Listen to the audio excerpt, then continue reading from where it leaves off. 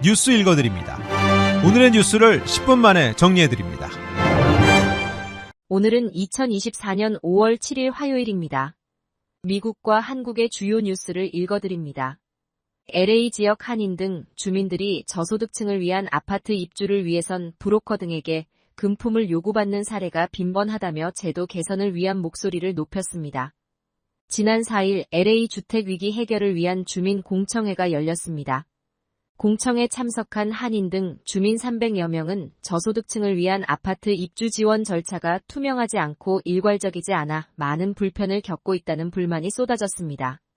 그리고 일부 주민들은 입주를 위해 $5,000에서 $10,000의 금품을 요구하는 경우도 있다고 목소리를 높였습니다. 이번 공청회는 LA시 신규 주택 25만 5천 가구를 추가하는 조례안에 주민들의 의견을 반영하기 위해 마련됐습니다. 미국 내 아시안들 가운데 미국 사회에서 소속감을 느끼는 아시안 아메리칸은 3명 중 1명에 불과한 것으로 나타났습니다. 아시안 아메리칸 연맹이 지난 1월부터 3월까지 전국 성인 6,272명을 상대로 조사한 결과 아시안 아메리칸의 미국 사회 소속감을 갖고 있다는 생각하는 비율이 38%로 인종 가운데 가장 낮았습니다. 이 가운데 완전한 소속감을 느끼는 비율은 18%로 더 낮았습니다.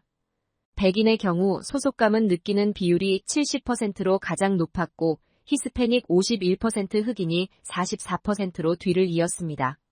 아시안 아메리칸들의 낮은 소속감은 여전히 만연한 인종차별과 폭력 등이 원인으로 꼽혔습니다. 아시안 아메리칸 10명 중 6명은 인종차별을 당한 경험 때문이라고 대답했습니다. 지난 1년간 아시안 아메리칸 32%는 인종 비하 발언을 들었다고 대답했고 29%는 언어적 괴롭힘, 신체적 공격 19% 경험했고 61%가 아시안 그룹을 향한 혐오가 증가하고 있다고 느꼈습니다. 도널드 트럼프 전 대통령이 성추문 입막음 의혹 관련 재판에서 배심원 비방 금지 명령을 위반해 2번째 벌금을 부과받았습니다. 담당 판사는 트럼프 전 대통령이 함구령을 또다시 어길 경우 구금할 것이라고 경고했습니다. 후안 머천 뉴욕 맨해튼 형사법원 판사는 어제 트럼프 전 대통령이 증인과 배심원 등을 비방하지 말라는 함구령을 추가로 위반했다면서 벌금 $1,000를 부과했습니다. 트럼프 전 대통령은 언론과 인터뷰에서 이번 재판 배심원단을 두고 대부분 민주당원이라며 매우 공정하지 못한 상황이라고 발언해 재판부가 문제 삼았습니다.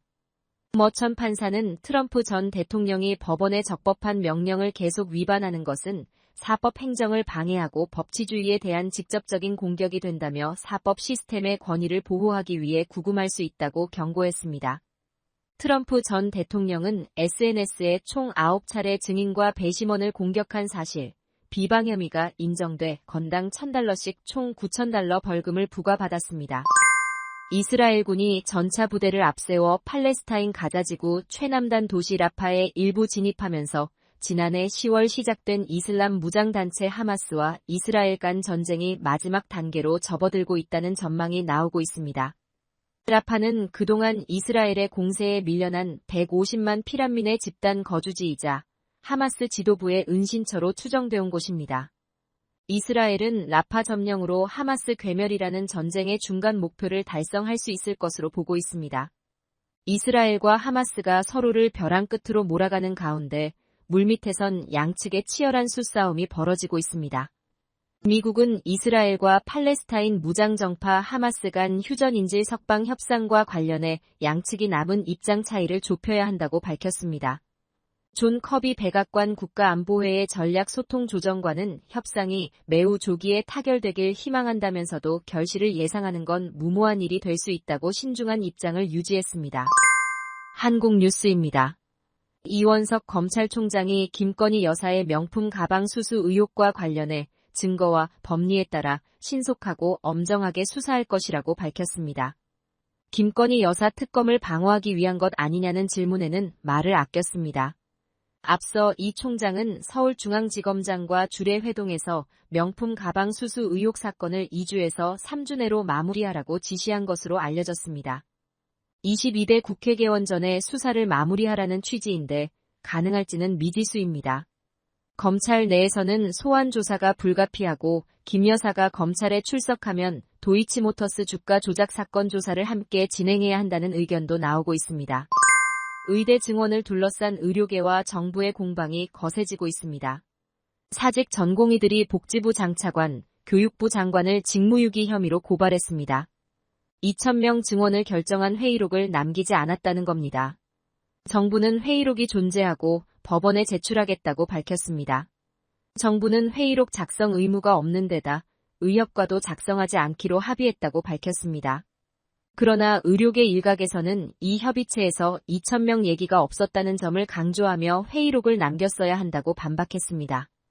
증원 절차 집행정지 사건을 심사 중인 서울고등법원의 자료 제출 요청 시한이 다가옴에 따라 의료계가 정부를 향해 법적 공세 수위를 높이는 양상인데 전국 의대교수비대위도 증원이 확정되면 오는 10일 휴진에 이어 일주일 집단 휴진도 논의하겠다고 거들었습니다.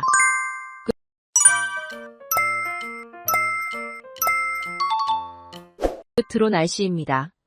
남부 캘리포니아 맑은 날씨 보이겠습니다. LA와 오렌지 카운티는 낮 최고 기온은 72도, 밤 최저 기온은 54도 예상됩니다. 벨리와 인랜드 엠파이어 지역 낮 최고 기온은 79도, 밤 최저 기온은 48도 전망됩니다. 해안가 지역은 낮 최고 기온 65도, 밤 최저 기온 49도 예상됩니다. 산간 지역 낮 최고 기온은 65도, 밤 최저 기온은 32도, 사막 지역은 낮 최고 기온은 77도, 밤 최저 기온은 44도 전망됩니다. 오늘의 뉴스 읽어드렸습니다. 고맙습니다.